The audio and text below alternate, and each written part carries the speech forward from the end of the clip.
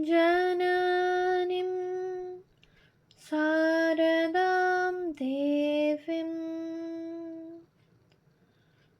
रामकृष्णं जगद्गुरुं पादपद्मे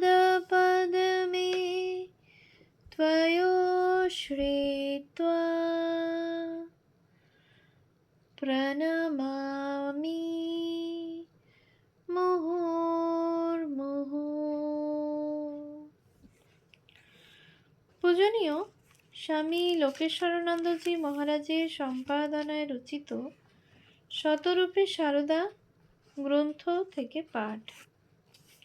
পৃষ্ঠা সংখ্যা 518। ভারতের স্বাধীনতা সংগ্রাম শ্রী মায়ের দৃষ্টিভঙ্গি। ভারত জার্মান ষড়যন্ত্রকে কার্যকরী করার জন্য বিপ্লবী অমরেন্দ্রনাথ চট্টোপাধ্যায়ের দূর সম্পর্কীয়া পিসিমা বিধবা ননিবালা দেবী এগিয়ে এলেন। দেশপ্রেমের তাগিদে 24 বছরের বিধবা সেদিন সিঁথিতে সিঁদুর পরতেও কুণ্ঠিত হননি।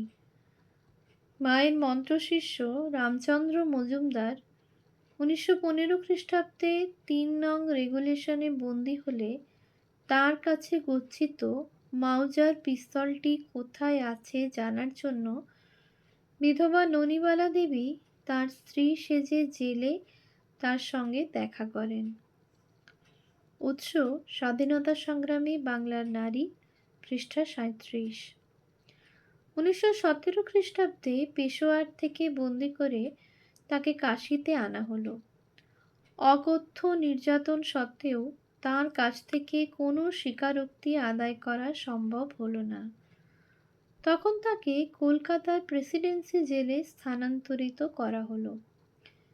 এখানে আহার আদি বন্ধ করে দিলেন তিনি। পুলিশের বহু কর্তা ব্যক্তির অনুরোধেও কিছু হলো না। কলকাতায় ইলিশিয়াম রোতে গোয়েন্দা পুলিশের স্পেশাল সুপারিনটেন্ডেন্ট গোল্ডি তাকে বারংবার প্রতিশ্রুতি দিলেন যে তিনি আহারাদি করুন, এটা তিনি চান এবং এজন্য তিনি ননিবালা দেবীর যে কোনো ইচ্ছা পূরণে রাজি আছেন। ননিবালা দেবী বললেন, আমাকে বাগবাজারে রামকৃষ্ণ পরমহংসদেবের স্ত্রীর কাছে রেখে দিন, তাহলে খাবো। আপনি দরখাস্ত লিখে দিন। ননিবালা দেবী তৎক্ষণাৎ দরখাস্ত লিখে দিলেন।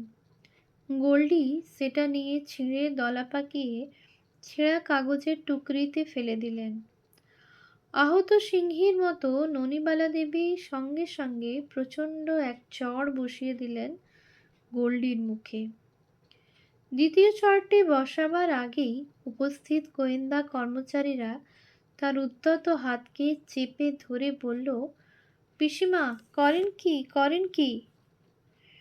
ননিবালা দেবীর উত্তর, ছিঁড়ে ফেলবে তো আমায় দরখাস্ত লিখতে বলেছিলে কেন? ছিঁড়ে ফেলবে তো আমায় দরখাস্ত লিখতে বলেছিল কেন? এই ননিবালা দেবী হলেন 1818 খ্রিস্টাব্দের 3 নং রেগুলেশনে ধৃত বাংলাদেশের একমাত্র মহিলা স্টেট প্রিজনার। উৎস স্বাধীনতা সংগ্রামী বাংলার নারী, পৃষ্ঠা 37 থেকে 41। বর্তমান সিপিআই দলভুক্তা জনৈকা মহিলা বিপ্লবী নাম প্রকাশে অনুচ্ছুক বর্তমান প্রবন্ধকারকে জানান, সেটা রামকৃষ্ণ বিবেকানন্দের যুগ। স্বামীজির অবর্তমানে দেশপ্রেমিক স্বাধীনতা সংগ্রামীরা যে দলে দলে মায়ের কাছে আশীর্বাদ ভিক্ষা করতে যাবেন, তাতে আশ্চর্যের কি আছে? নির্যাতিত দেশপ্রেমিক মুক্তিপ্রাপ্ত বিপ্লবী ও আন্তরীণ আবদ্ধ যুবকেরা দলে দলে তখন মায়ের কাছে আসছেন দীক্ষা নেবার জন্য। 1916 খ্রিস্টাব্দে মায়ের কাছে দীক্ষা নিলেন ঢাকা কলেজের ছাত্র অনুশীলন সমিতির দীনেশ দাশগুপ্ত, স্বামী নিখিলানন্দ। বৈপ্লবিক কার্যকলাপের অভিযোগে এই বছর আগস্ট মাসে 2 বছরের জন্য সুন্দরবন অঞ্চলে তাকে অন্তরীণ করে রাখা হয়। ওই একই স্থানে অন্তরীণ আবদ্ধ ছিলেন মায়ের মন্ত্রশিষ্য সুরেন কর। বন্দি জীবনের কঠোরতা সহ্য করতে না পেরে তিনি আত্মহত্যা করেন। 1918 খ্রিস্টাব্দে বিশ্বযুদ্ধের অবসানে মুক্তিপ্রাপ্তির পর মায়ের সঙ্গে দেখা করলে মা দীনেশ দাশগুপ্তের কাছে পুলিশি নির্যাতন সম্পর্কে খোঁজ খবর নেন। সুরেন করের আত্মহত্যার খবরে গভীর দীর্ঘশ্বাস ছেড়ে মা বলেন, হে ঠাকুর, আর কতদিন তুমি এই সরকারের অনাচার সইবে?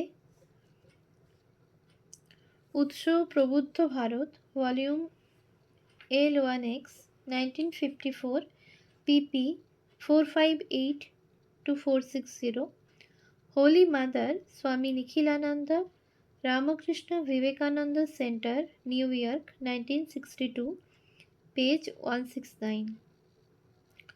শিবানন্দ স্মৃতি সংগ্রহ, প্রথম খণ্ড, সংকলন স্বামী অপূর্বানন্দ, রামকৃষ্ণ শিবানন্দ আশ্রম, বারাসাত, 24 পরগনা, প্রথম সংস্করণ, 1374, পৃষ্ঠা 21-2। 1917 খ্রিস্টাব্দে কারামুক্ত হয়ে দেখা করতে এলেন সিটি কলেজের ছাত্র, ভারত রক্ষা আইনের ধৃত নরেশচন্দ্র চক্রবর্তী। উৎস উদ্বোধন, 56তম বর্ষ, পৃষ্ঠা 540-41। পরে নরেশচন্দ্র চক্রবর্তী শ্রী মায়ের কাছে দীক্ষা গ্রহণ করেন। উৎস উদ্বোধন, 56 বর্ষ, পৃষ্ঠা 656। 1918 খ্রিস্টাব্দে মায়ের কাছে মন্ত্রদীক্ষা পেলেন মঠের তরুণ ব্রহ্মচারী গৌর হরি। তিনি ছিলেন যুগান্তর দলের প্রাক্তন সদস্য। 11 বছর বয়স থেকেই 1911 খ্রিস্টাব্দ ডাক্তার গৌর হরি ভট্টাচার্য ঠাকুরের সন্তানদের, বিশেষত স্বামী ব্রহ্মানন্দের বিশেষ স্নেহভাজন ছিলেন। স্কুলের ফার্স্ট ক্লাসে ছাত্রাবস্থায় তিনি গ্রেপ্তার হন। কয়েকদিন কারাবাসের পরে মুক্তি পেয়ে তিনি বেলুড় মঠে যোগদান করেন। এই সময় মা তাকে দীক্ষা দেন। মঠে 5-6 মাস থাকার পর পিতামাতার আবেদনে শ্রী মায়ের নির্দেশে তিনি গৃহে প্রত্যাবর্তন করেন। স্কুলের পাঠ শেষে অসহযোগ আন্দোলনের কালে তিনি সুন্দরীমোহন দাস পরিচালিত ন্যাশনাল মেডিকেল কলেজে ভর্তি হন। পরবর্তীকালে তিনি হিন্দু মহাসভার সঙ্গে যুক্ত ছিলেন। সাক্ষাৎকার, উৎস সাক্ষাৎকার গৌর হরি ভট্টাচার্য, 10-5-80। একবার মায়ের এক নিরীহ ও ধার্মিক ভক্তকে পুলিশ বিনা কারণে কষ্ট দিয়েছিল। জপ ধ্যান শেষে ঠাকুরঘর থেকে বেরোনোর সঙ্গে সঙ্গে পুলিশ তাকে গ্রেপ্তার করে। সামান্য প্রসাদ বা একটু জল খাওয়ারও সুযোগ দেয় না। মা এই খবর শুনে গভীর দুঃখের সঙ্গে বললেন, দেখো দেখি ইংরেজের কি অন্যায়।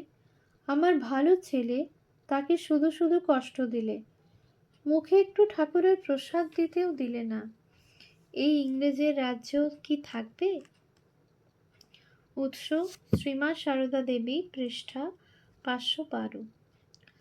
মায়ের ত্যাগী সন্তান স্বামী জ্ঞানানন্দ পুলিশের মিথ্যা সন্দেহে একবার কাটিহারে নজরবন্দি ছিলেন। গোয়ালপাড়ায় মায়ের অসুখের সংবাদে তিনি সেখানে এসে হাজির হন। দীর্ঘদিন পরে তাকে পেয়ে মা অত্যন্ত আনন্দিত, কিন্তু নজরবন্দি থাকার জন্য সকলে তাকে কাটিহারে ফিরে যেতে বললে মা গভীর দুঃখে কাঁদতে থাকেন এবং বলেন, যা হবার হবে ঠাকুরের ইচ্ছায়, ছেলে এখানে আমার কাছেই থাকবে। শেষে সকলের ইচ্ছার ফলে মা চোখের জলে ভেসে মত দিলেন বটে, কিন্তু এই দেশ থেকে অত্যাচারী ব্রিটিশ সরকারের উচ্ছেদ কামনা করতে লাগলেন। উৎস শ্রীমা সারদা দেবী, পৃষ্ঠা 512-13। শ্রী শ্রী মায়ের স্মৃতিকথা, পৃষ্ঠা 169 থেকে 70। 1919 খ্রিস্টাব্দে সুরেশ চৌধুরী নামে জনৈক যুবক পুলিশের নজরবন্দি থেকে মুক্তি পেয়ে সন্ধ্যার কিছু পূর্বে গোয়ালপাড়া আশ্রমে এসে উপস্থিত হয় এবং দীক্ষার অনুরোধ জানায়। আশ্রমের উপর তখন পুলিশের কড়া নজর থাকায় আশ্রমাধ্যক্ষ ও অপরাপর সকলে শ্রী শ্রী মাকে দর্শন ও প্রণামের পর তাকে চলে যেতে বলেন।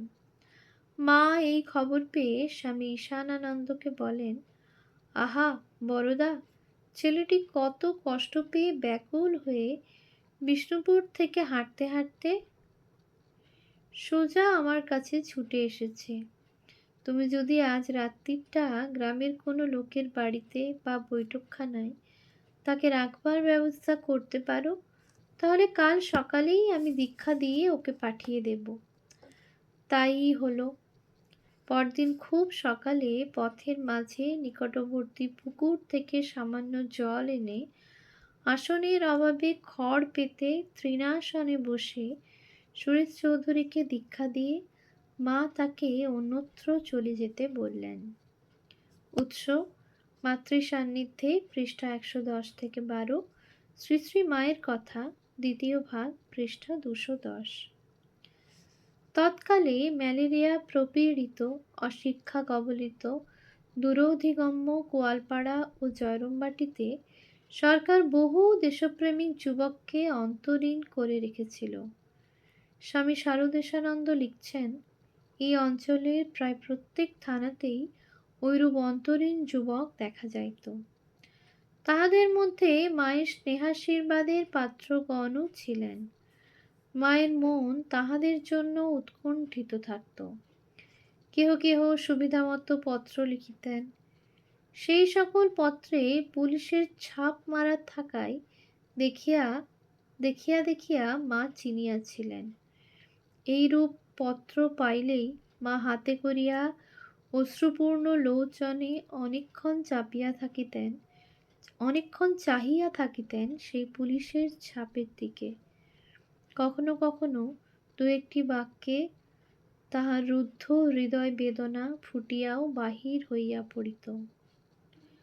উৎস শ্রী শ্রী মায়ের স্মৃতিকথা, পৃষ্ঠা 95-6। মা এসব সন্তানদের ত্যাগ ও দুঃখ বরণের প্রশংসা করে বলতেন, আহা কি সব চাঁদের মতো ছেলে, দেশের জন্যে কতই না দুঃখ লাঞ্ছনা ভোগ করছে। উৎস সারদা রামকৃষ্ণ, পৃষ্ঠা 341। মাকে একবার প্রশ্ন করা হয়েছিল, মা, আজকাল সরকার যে ছেলেদের ধরে ধরে আটক করে রাখছে, এর পরিণাম কি হবে? এর উত্তরে মা বলেছিলেন, তাই তো বড় অন্যায়। এর একটা প্রতিকার শীঘ্র হবে, আর বেশি দিন নয়, ভালো হবে। উৎস শ্রী শ্রী মায়ের কথা, প্রথম ভাগ, পৃষ্ঠা 158। প্রথম বিশ্বযুদ্ধের সূচনা থেকেই জয়রামবাটি ও গোয়ালপাড়া আশ্রমে মায়ের ভক্তদের গমনাগমনের উপর পুলিশের তীক্ষ্ণ দৃষ্টি ছিল। প্রত্যহ পুলিশ নতুন অভ্যাগতদের নাম ধাম, পরিচয়, জন্মস্থান, কোথা থেকে এসেছেন, কোথায় যাবেন, এসব জিজ্ঞাসাবাদ করে লিখে নিয়ে যেত। এমনকি আগন্তুকদের বাসস্থান বা জন্মস্থানেও তাদের সম্পর্কে অনুসন্ধান চলত।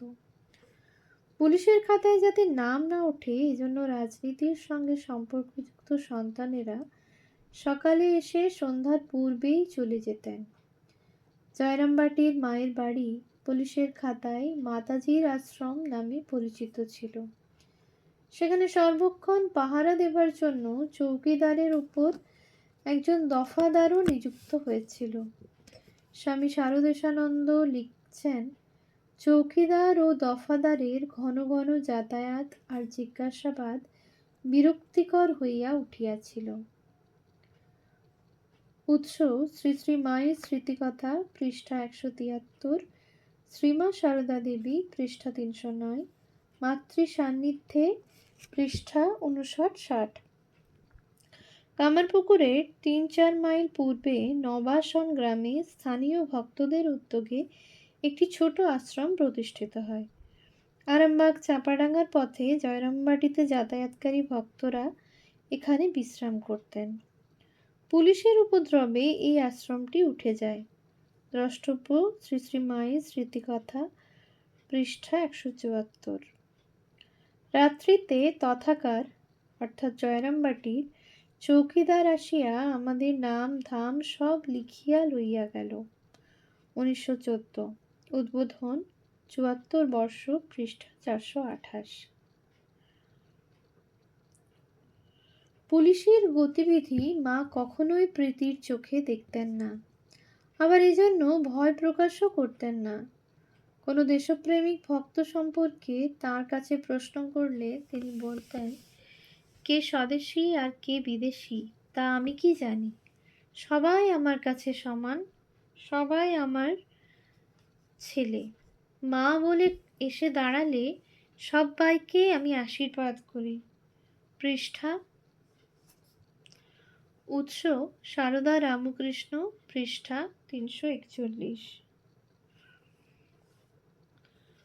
ওম শান্তি শান্তি শান্তি। হরি ওম তৎসৎ। শ্রীরামকৃষ্ণ